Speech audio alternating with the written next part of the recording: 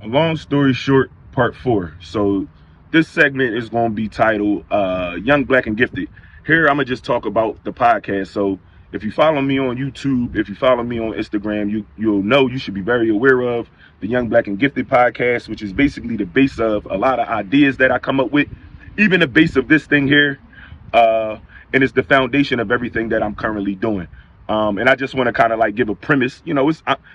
In a long story short form, I don't want to get too deep because I want to keep it within a certain time frame. But I kind of like want to talk about the podcast, how it came about, what's been going on a little bit, what's happened in the past, and how it ultimately led to where we are today. So, if you just go back and listen to my first two, it's very relevant to even those parts that I shared with you, right? So, it came about in probably one of the most trying times of my life, shout out to Polo Kai, right? He's a very close friend of mine, somebody that I've known for close to 20 years. And in the midst of me going through my life struggle, I will always call Kai, vent to him.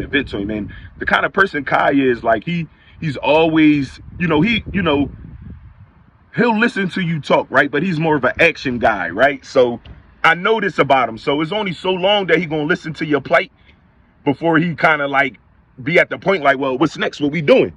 And because of the time frame in which we known each other, I kind of knew that. So nonetheless, the idea stemmed from, I just want to give you a understanding about how it came about first and foremost. And then I also want to shout out Dot Mulatto. Most people may know him as Paulie, another close friend of mine, somebody that I spent a lot of time talking to. We both used to work overnight. So with me working at my previous job at Home Depot and him working at whatever his job was at the time, we worked overnight. So we would be on the phone our entire shift. But our conversation was that of like damn near a podcast. He even introduced me to the idea of a podcast. I didn't know what they were until he introduced them to me. But just through knowing what they are, like we pretty much was podcasting for 3 years straight, and we just never recorded it. And we always was like, yo, we should do it, and we never did it, right? I mean, I made it as far as to like coming up with the idea, like the name for it. We were going to name it the Point Blank Period Podcast, which was named after his sophomore album, I'm gonna say.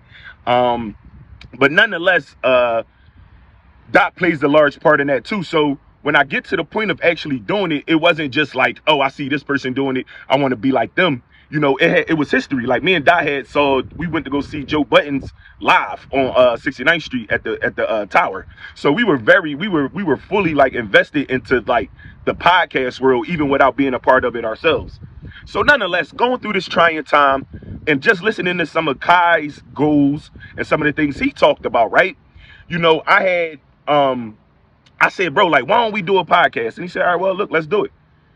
And I noticed that some time had went by and we weren't moving in the direction of doing it. So something dawned on me and it said, yo, like, you gotta put it in play. Not that Kai wasn't willing to, but maybe he just didn't have the full understanding about how to get it started up. And that's something came about over me where I'm like, yo, you know what? Let's do the podcast. So once I got etched closer to wanting to actually do the podcast, Kai, he was very engaged in like, all right, well, whatever you need, just let me know. So for y'all that don't know, Kai is the cameraman. He been doing YouTube for 10 plus years. You follow me?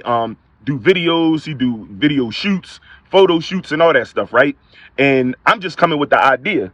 So the original idea, it started with me. I wanted to just produce. Now, mind you, I'm coming from corporate America, management, so I don't really want to be the face of it. I just kind of like want to build it. So that was kind of like where my mind was at that point. I had just lost my job, so I'm like, whatever I do next, I need to be in full control of it. So I thought the way that I could be in full control of it is by being behind the scenes. So you got Kai as the cameraman. Then I said Quan had recently linked back up. He was going through his life, and I said, this would probably be great for you. And then it was my nephew Damer. It started off with Damer and Quan supposed to be the faces of the podcast. And for my nephew, he dealing with real life. He just had became a father. He just wasn't able to commit to it at that point in time. So cool. But my point was I didn't want it to become one of those things where we talk about it and we never execute it. So that's how I inserted and became a part of the podcast because I still had Quan, I still had Kai. So I said, well, fuck it, we gonna just push it. And that's what we did, man. When we linked up for the first time, mind you, Quan didn't know Kai. The first time Quan and Kai had linked up, they had hit it off from the rip. And knowing Kai he don't really bang with people like that. So for him to be able to link up with Quan and they be able to hit it off the way they did, it was a plus for what we was trying to do. So nonetheless, we hit the ground running, man. I tell you, a lot of the stuff that you may even see me doing today was things that I didn't have in my repertoire in the beginning. I just had the idea. And again, go back to maybe episode 1 or 2 when I talk about the confidence of who I was, being the leader. Even in that, even though I knew I was the leader, that's not how I was going about it. I was going about it like, yo, we doing this together, which we were. But I didn't realize that a lot of the success of it and the flow of it was relying on me, what I presented, and just fast forwarding, I'll just share with you, like we had, so much so that, things weren't always perfect, without getting too deep. We had disagreements, and in those moments of having disagreements, I realized that, it was on me to make it right. It was on me to be the leader in that moment and be accountable for wherever I could have been better at, whether right or wrong. I could have been better, and the fact that we aren't flourishing as a team, that now becomes my fault. So let me take that, y'all. I want y'all to continue to doing what y'all doing. Let's keep pushing forward. My point is, we hit a point where we had a nice like 5-6 month run where we had our system, way we was set up, we was running like a real network, not only a real podcast, but a real network, right? So what ends up happening is life start hitting everybody from every angle. So it kind of like created a separation in what we was doing. So even in y'all not seeing Kai a part of my day to day, that's still my brother. I still wish him the best. I still love him, right? It's just that sometimes in life, people they go down separate paths, and that's okay. It doesn't mean that I don't wish him the best, and it doesn't mean that he don't wish me the best. It just means that the directions that we was taking was two separate ways, right? So in that, so again, and Kai having he got 3-4 YouTube channels on top of the shooting videos and all the other things that he got going on, right? So when we find ourselves at a point where we like kind of like at square one, so now I got to put myself in a position where like, yo, I don't want to lose this. We put in way too much work to get to this point, so I need to figure out ways to keep this shit pushing. So that inserts me learning how to record. Mind you, I've never owned a camera. I've been using since me and Kai have parted ways as far as the podcast is concerned. I've been using my cell phone just like I'm using it right now. And as far as editing, it's programs that I've been had on a computer that I might not be tip top shape, but I'm a lot better than I was when I first started. And all it really was just me inserting energy in it and then just figuring it out as I go. But my point in that is that even when it looked like the podcast could be over, right? I dug deep inside of myself and I found whatever it was that was required of me to be able to keep it going. So even in that, right? My life is happening. So now I wound up moving. I'm in Maryland now. I was formerly in Pennsylvania. That's my hometown. That's where I grew up at. I'm in Maryland, whole different town. So not only does that separate me from my co-host and Quan, but it separates me from a lot of my our guest hosts, people that I could potentially do content with, right? So I've been trying everything. I came up with anything. If you go on the page, you can see Tanape. This is not a podcast episode. That was just designed for me to be able to still kind of like flow, but keep things going in the meantime until me and Quan can link back up. We got what's the one with me and Jazz? Black and Unscripted, right? Me and Jazz, but mind you, me and Jazz just had a baby, so she's not fully, I didn't even mention how Jazz came about, through me and Jazz's connection, she ended up becoming the executive producer of the show, on top of being my girlfriend, and then we wound up having a son. So, think about that, how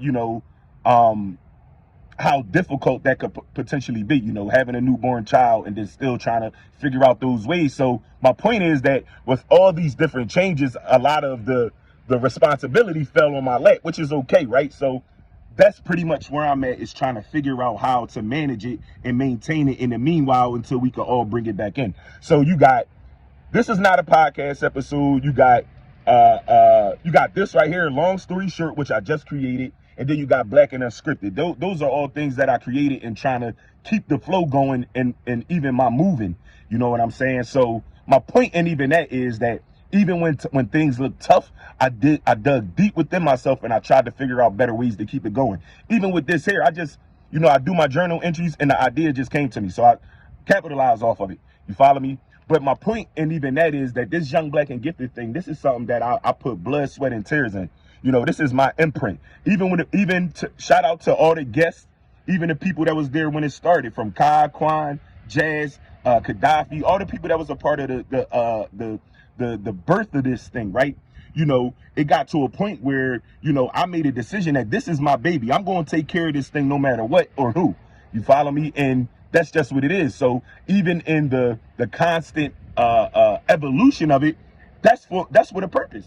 That's for the reason. So, now we got a long story short. And the reason is because even if things are a little tight at the moment, I'm going to use what I have in order to do what I need to do. This is my cell phone that I call people and text on and look at Instagram. This video going to be on YouTube soon. You follow me? And don't forget it. Don't Young Black and Gifted is still up and running. A large part of that is, having a lot of our guests are like football coaches and football players, and the season was proceeding. So, what I didn't want to do was be a distraction. So now that the season is getting close to concluding, I'm going in. When I talk about those ideas that come to me just in the midst of my flow, before I even picked up this phone, I had the whole layout. I got to share it with Jazz so we can lay it down, and then we gonna go right at it, right? But long story short, right?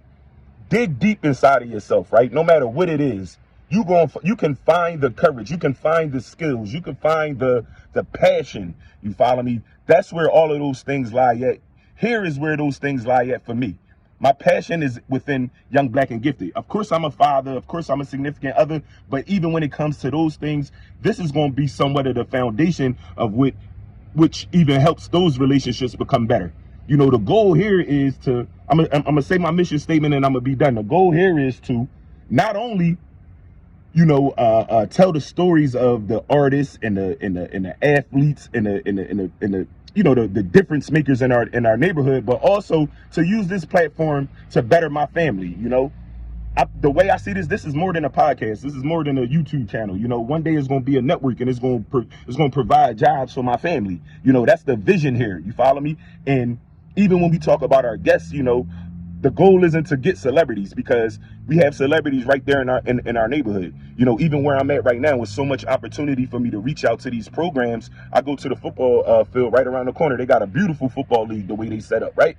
And the opportunity is there.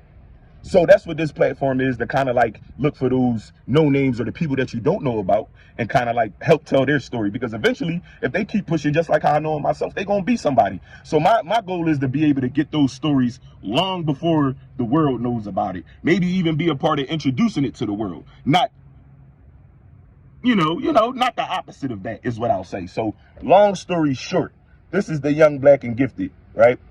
Young because we're in tune, Black for the culture, and Gifted because God said so.